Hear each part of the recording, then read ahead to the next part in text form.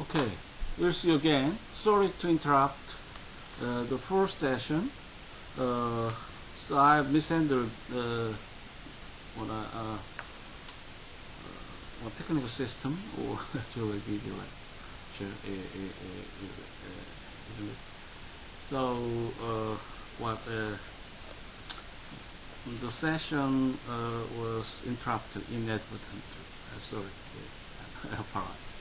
We begin in next topic, and also this videotape will learn 30 minutes as same, and my purpose is to demonstrate some research operation involving state regulations in that will be same in fashion as the last week. Okay, and what are my left slide?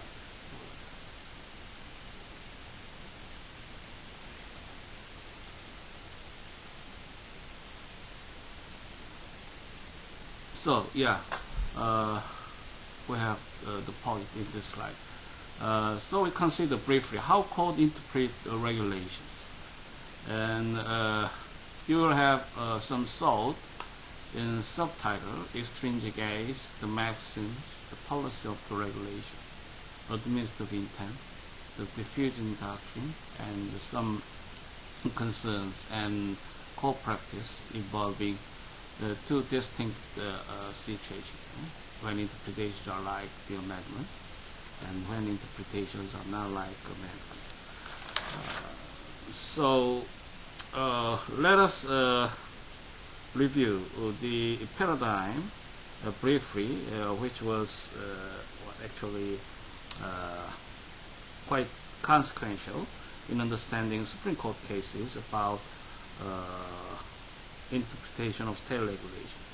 The Supreme Court has decided hundreds of cases which relate to regulations. In most, the dispute has involved only a validity or words of a regulation were quoted merely to justify some other non-interpretive holding. So that's one aspect, and practice in terms of legal research, actually on the sites I have recommended of the classes, LR.6.2.2 and Westlaw, and simply type the keyword state regulations, then you will see hundreds of cases or legal documents, statutory materials, orders. In that case, you'll find, for example, whether the authority is proper in exercising determination of the price of electricity or a bus fare in some cases. Earlier in New York State, bus fare was disputed about actually anti-inflation scheme has been pursued by state authority, and around the period of time you will see some a nationalization was trains, and actually also the commerce, interstate commerce, is seriously considered as a matter of constitutional issue. And as I've introduced, you will know creation of Interstate Commerce Commission. So the Interstate Commerce Clause and Interstate Commerce Commission would exercise an ultimate authority about free flow of commodities and abridgment of interstate commerce would be penalized, often the constitutional basis to strike down the state legislation orders. So in bus fare case, the business association would petition to increase the bus fee, interstate bus fee, and the petition was investigated by a state agency, and which is considered very thorough and comprehensive, and would not miss any relevant points to adjudicate the propriety of increase. So state agency would do the best professional effort to determine the issue. Nonetheless, the ultimate decision would be to deny the petition of increase. So the business associations appeal to the Interstate Commerce Commission, and eventually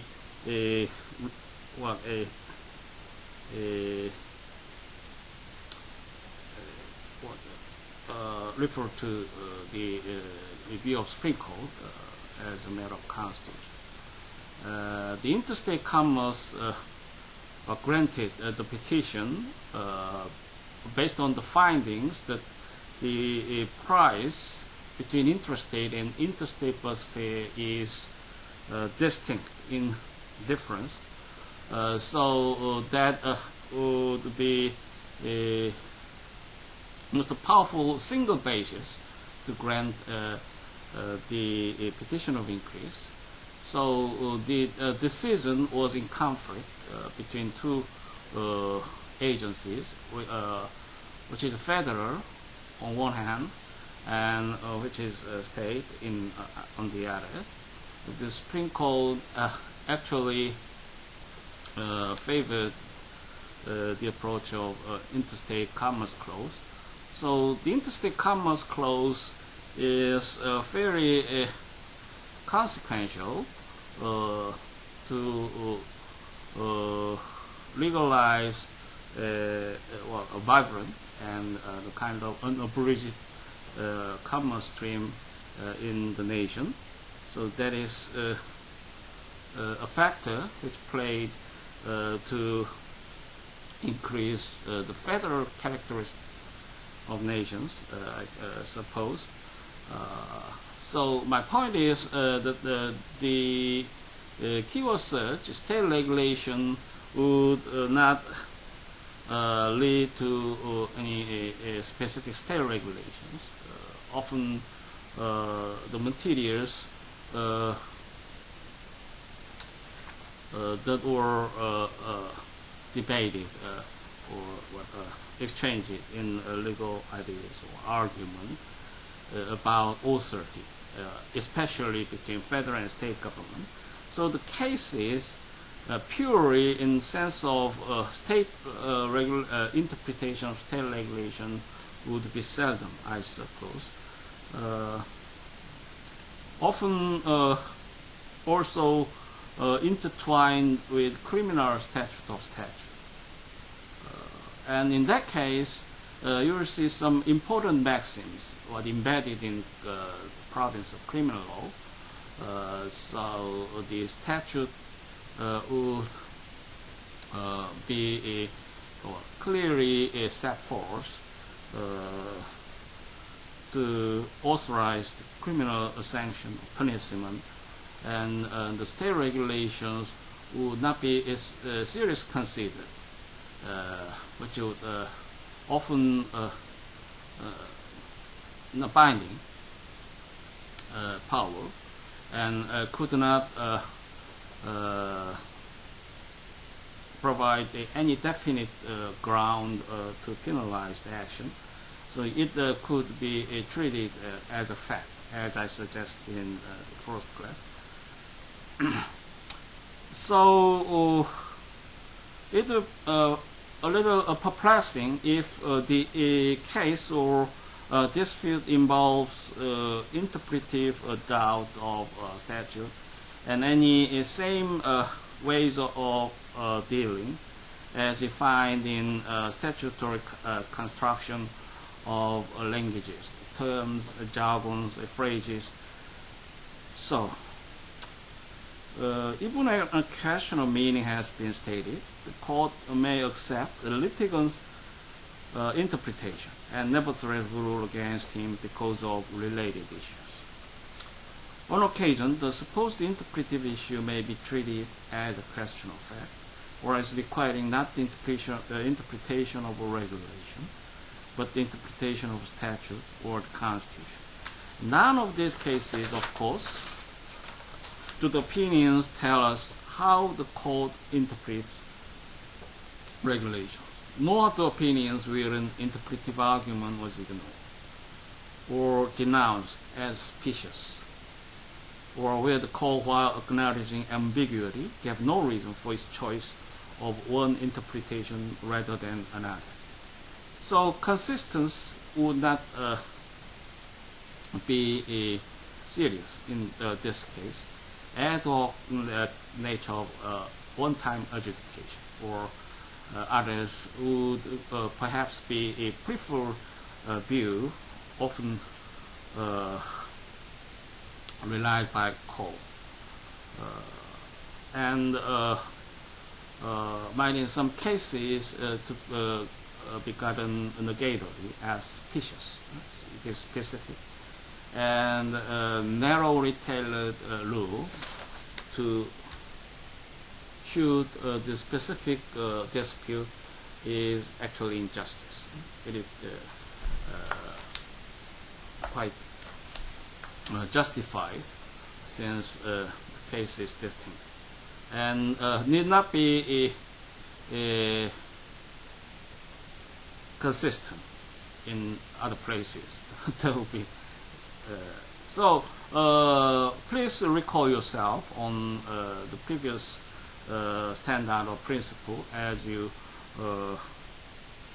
learn in APA. What consistency, the kind of certainty, predictability, or stability is basic attribute of law or norm we expect, since it is law to be applied objectively.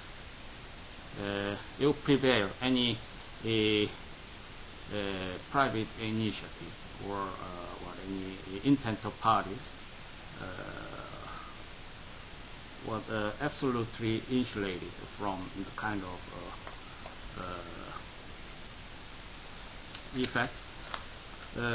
So the area is dubious as we now consider the state regulation, not state statute or federal statute or a federal register, federal regulations. In your article, you'll find some cases involving federal regulations. So the regulations would share the same extent of ambiguity about its status. And I also adduced some effect of a presidential proclamation, for example, and many soft nature directions or private advice letters, for example.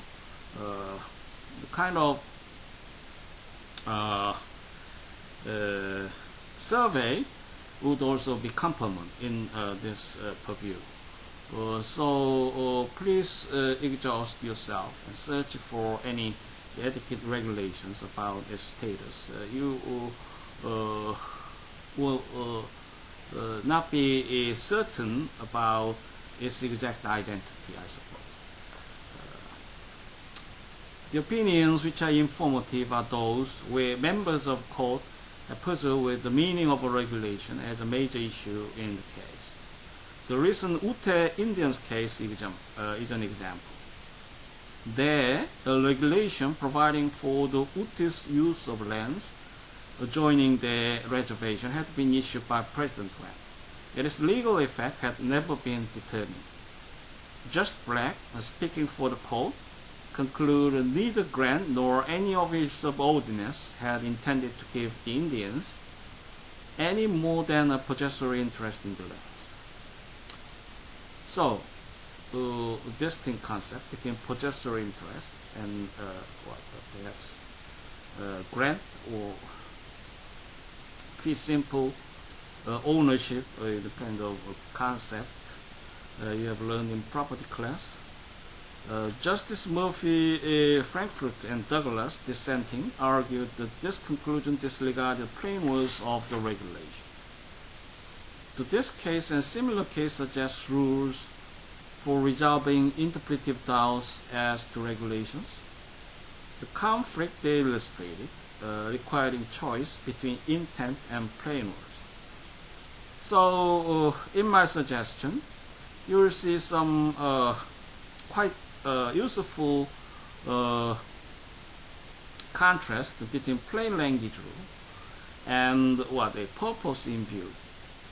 So in the article, the term purpose in view would make the state regulations actually vivid and effective, kind of ideal we anticipate in the public administration efficacy, and could make it dynamic to serve the public needs and interest. Actually can create a public goods largely. As the mixed point between law and public policy, so the court is principally responsible for specific justice, distributed justice, and often be restrained with the laws and the conscience, which means a professional conscience, I suppose. And we also need to call upon the public policy consideration in other aspects. So we hardly set any divisive line, definitely. Judges and scholars have not yet rationalized the conflict in life fields, and they are not likely to be more successful here. That conflict is not, however, also a concern in reading documents. Interpretive doubts as to regulations raise varied questions, and the following paragraphs, as you now on page 515 in the printout delivered in class, some of those questions in detail. So, the author actually suggests points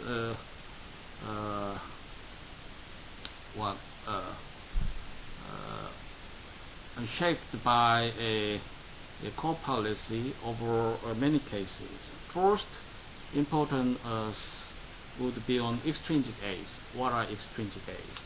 So the public administration often maintain public relations actually, and might produce many documents to allow interchange productive. In some cases, prodigious actually. I suppose it would not be effective or efficient anymore. However, the concept of vested rights or any already established credence or formulated for example, over long years or decades in some cases, should not be disregarded. So it is certainly some types of legal ideas we have to protect. Therefore, the court judges would be wise who do not neglect on extrinsic aids when interpretive doubts arise. So, what actually consider, for example, regulations of the agency, subsequent regulations of the agency, and interpretations shown by its report to Congress, memorandums of its solicitor, general counsel, office decision, popularized brochure, a press release, a telegraphic order, testimony of chief accountant, a statement by the assistant attorney, general appearing for the agency, adjudications, the opinion accompanying an adjudication, reports accompanying rulemaking, and the administrative practice. So the words now exemplified are actually in the court opinion over many cases. So the court would base their interpretation on these types of documents, which is substantial to create some expectations, some vested concept about legal relationships. So there could we see no reason to deny the effect of the documents. Extrinsic aids would be most helpful to define the terms or phrases used in the state regulations. And the court also employed traditional maxims in interpreting the state regulations. And we do find in regulations cases an errant use of other rules borrowed from non-regulations materials. So need to be scrupulous. However, the court would not see it in any precise context of operation. So the maxim borrowed from criminal law might be applied to some other context of state regulations, or in perversion. Regulations creating crimes have been strictly constituted. That is one principle. Regulations governing conduct have been presumed to be without retroactive effect. So retroactive law is on a suspicion normally, and it is from the Roman law tradition, and critically discriminate in the conscience of juries. Oftentimes, regulations of doubtful constitutionality have been limited to what is admitted constitutional, and regulations not meeting a high standard of certainty have been held not to supersede local law. So the authority might in some cases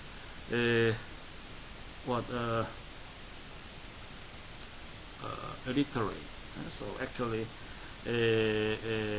might be deemed ineffective as a matter of hierarchy and norms. As rules of thumb, the maxims supporting such conclusions may not be objectionable.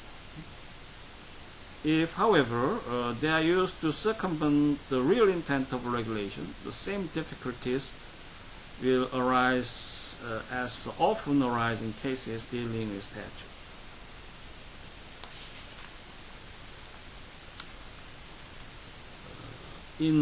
Consider AD Company versus United States. Since this article is antedated, it would be perhaps the case around 1930, 1924. For example, the fuel administrator of World War I directed the contract may before the date of certain price regulation be exempted. Coal jobbers were not contract to sell the coal, but had contract to buy it FOB mine. In this case, FOB means free on board. You will have some idea from international trade law class. Pending sale took a markup higher than the maximum allowed and were convicted and fined for the overcharges. On appeal, they argued that the administrator had exempted not only contract to sell, but also contract to buy. The Supreme Court accepted this argument and reversed conviction.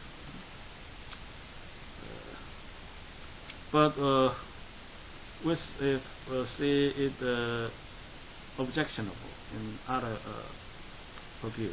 The first objection to this holding is that the application of price control to inventories does not create a grave constitutional question. Absent doubt as to constitutionality, the evidence seems to indicate that the fuel administrator did not intend to exempt sales of inventories. As a matter of policy, he might well have concluded the regulation encumbered by such a broad exemption was worse than no regulation at all. Nevertheless, the court narrowed this inquiry into these problems of intent and policy and allowed prejudice against laws that even look retroactive to color its decision. So, criticism would be legitimate on basis, or constitutional basis, and also logic and legal logic. How do you support this critique?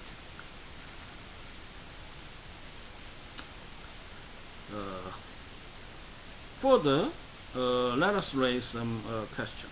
Should regulations to create crimes be construed as criminal statutes are strictly?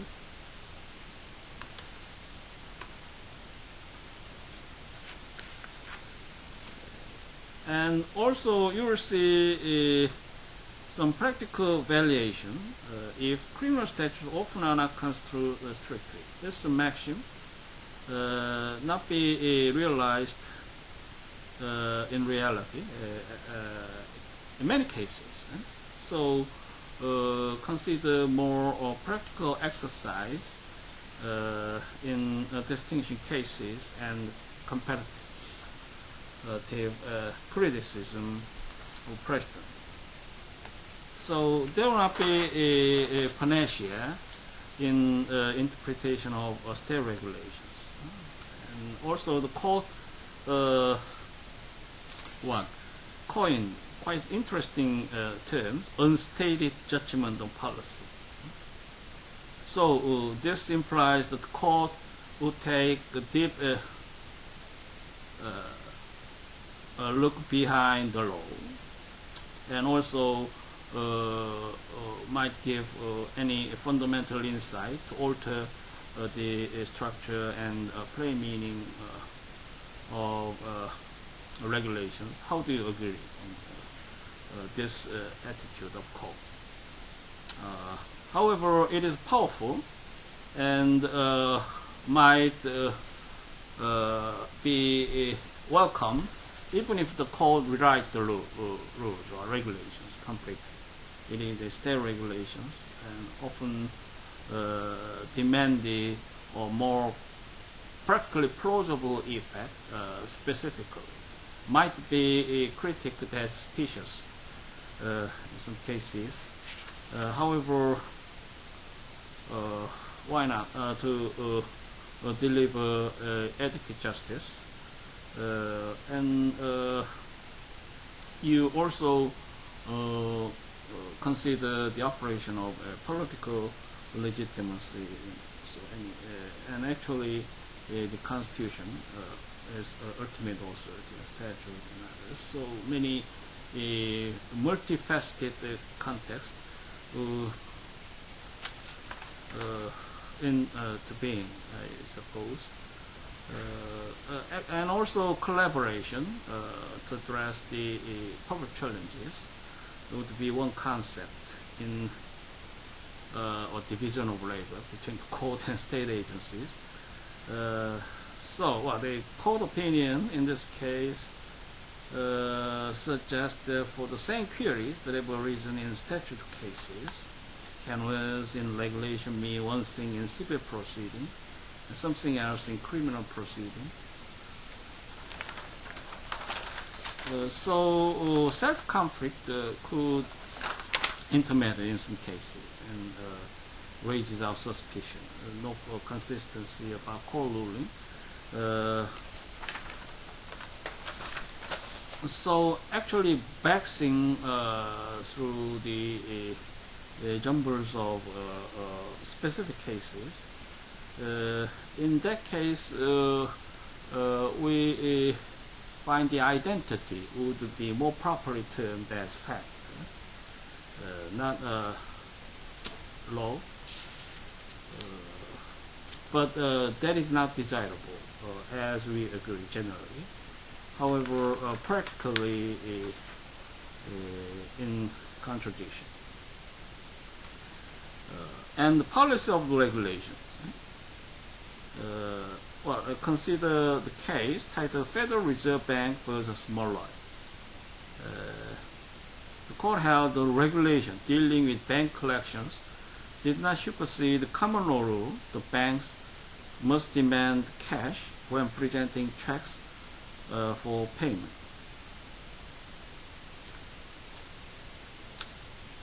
So the common law rule might be revisited when a new initiative might be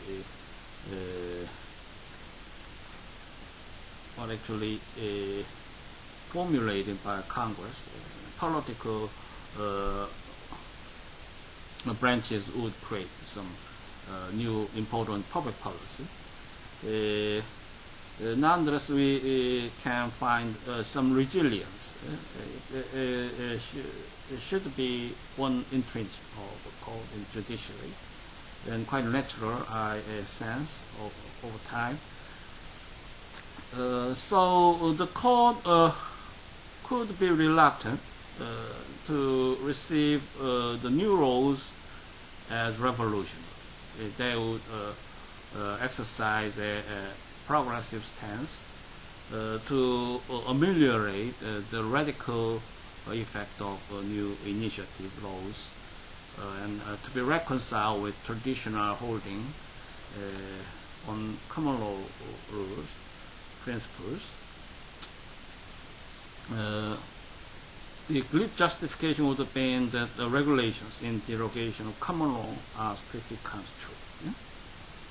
Instead, the court examined problems of bank collections with some care and concluded that this regulation was designed to cover only a special segment of those problems.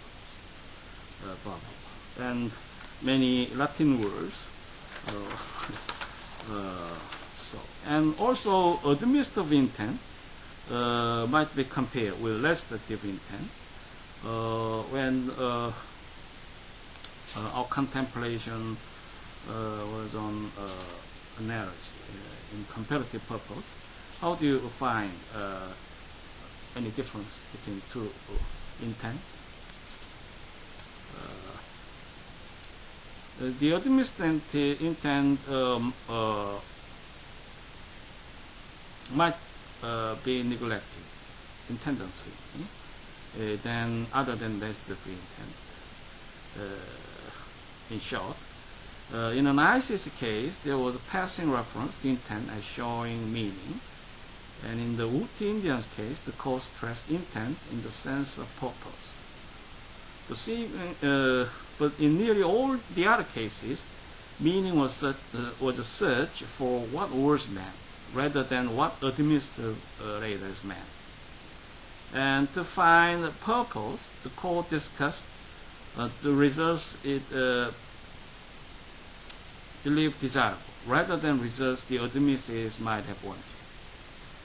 This seeming indifference to intent is puzzling when we look at other cases. So the court practice and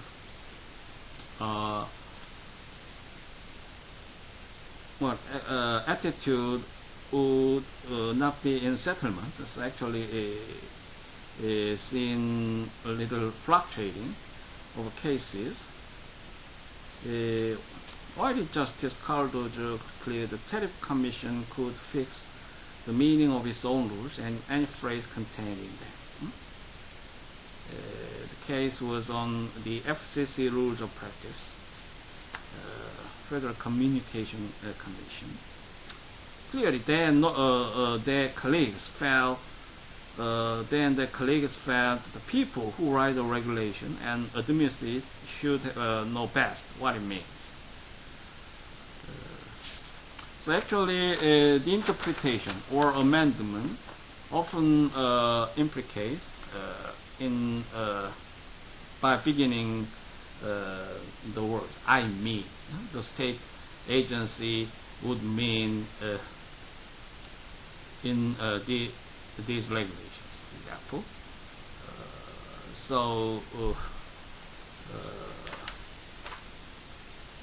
That will be the kind of amendment or administrative intent to be upheld over same context of facts.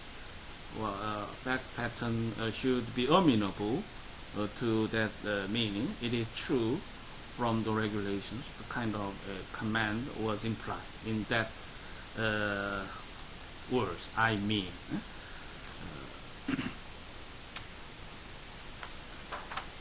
And we also confirm many lower court cases, and often in lower court cases, the court would deal with questions as to the meaning of federal regulations.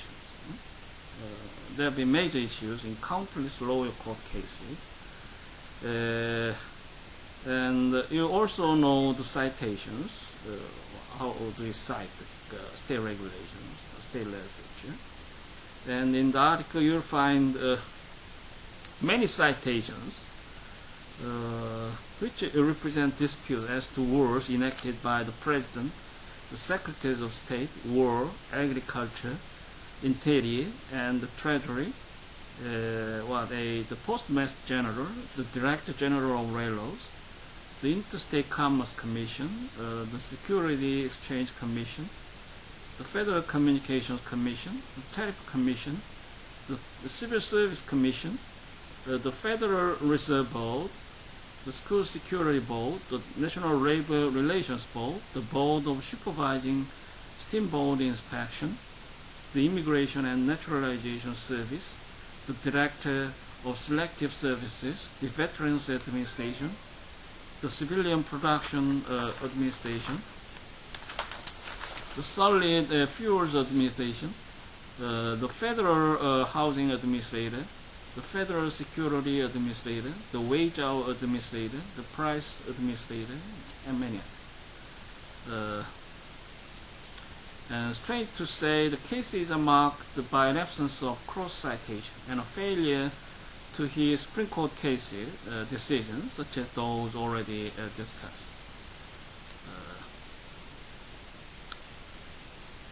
So the attorneys and judges seem to have proceeded in ignorance of the fact the precedents creating a law of interpretation were available.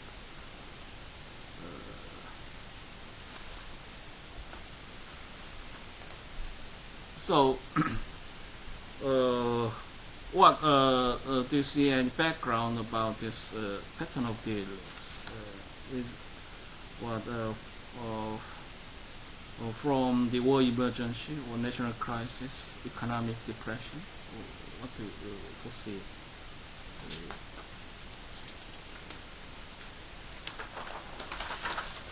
So, common law system is based on interpretation precedents, and the intricacies of legal system would be secure of system and interpretation is a primary tool to support the legal system. However, that operation will lack the requisite quality as law in this case.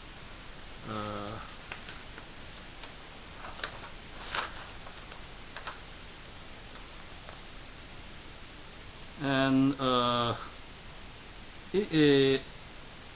the author also argued on diffusion of doctrine. So in his comment, an even more significant product of the failure to use interpretive precedents is a hodgepodge of theories, rules, and cautions, all pertaining to regulations that can now be exploited by opposing lawyers in almost every dispute. So the lawyers would be silent and most sensitive about inconsistencies of precedent and others. So they exploit that lacking or insufficiency in call response and dealings. So the legal effect would be diminished if it persists. And also I made a little sharp focus on state administered material. So you need to have some basic information about websites and directories. State websites are often the best starting point to determine the jurisdiction of relevant agencies and their publications. Many have directories with contact information for government officials. If search engine does not quickly lead you to the state homepage, the Library of Congress State's Government Information page provides links for each state. And you also exploit the university website, Cornell University Law School, about legal information, and Washington University Law School also provides information about materials produced by state government. Nearly all states publish official manuals or blue books paralleling the United States government manual and providing basic information about government agencies and officials. Some of these manuals describe state agency functions and publications, while others simply serve as government phone directories. Also, take a look at the Brett University Library. It has a state blue books page that lists most of those resources and links to versions available outline. And a state legislative source book, the kind of books and website. In addition to single state resources, a number of websites and directories provide multi-state access to official names and numbers. So you are now on a printout delivered last class.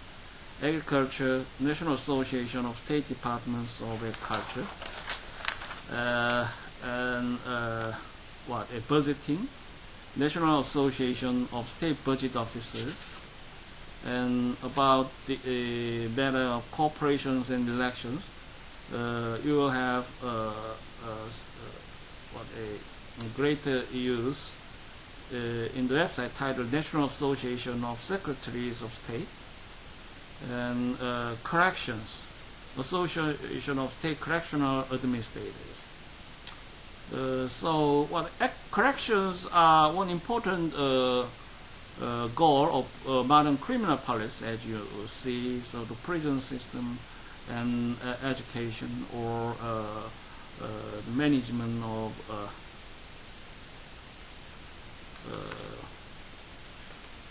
it actually pertains to management criminal justice system